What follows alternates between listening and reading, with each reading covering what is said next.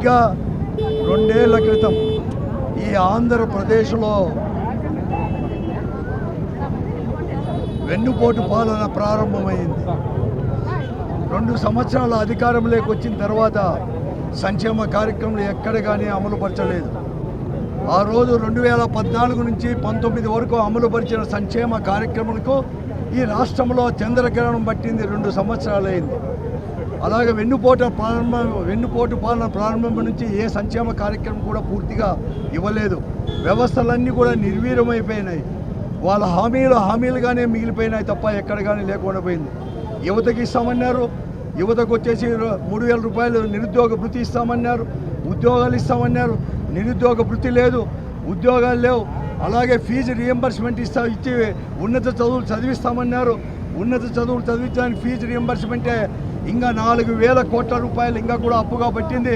ఈరోజు కాలేజీల యొక్క యాజమాన్యం ఫీజులు ఇవ్వండి లేకుంటే పరీక్షలు కూర్చోబెట్టమని చెప్తా ఉన్నారు.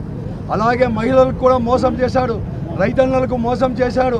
అలాగే అనేక వారికి కూడా హామీలు, మహిళలకు ముఖ్యంగా కూడా 0 వడ్డీ ఇస్తామన్నాడు. ఇంతవరకు 0 వడ్డీ కూడా ఇవ్వలేదు. రైతులకు కూడా వారు తీసుకున్న అప్పులకు 0 వడ్డీ కూడా చెల్లించడం లేదు. ఇలాగ అన్ని రకాల కూడా మోసం చేశారు.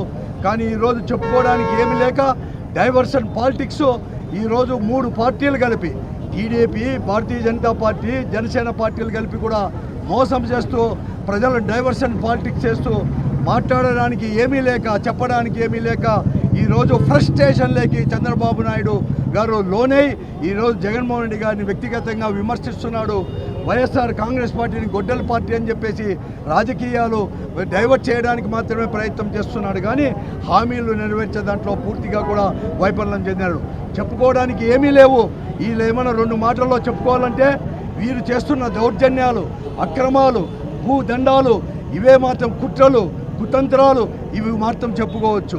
ఈరోజు సంక్షేమంలో జరిగిన కోతను గురించి చెప్పుకోవచ్చు.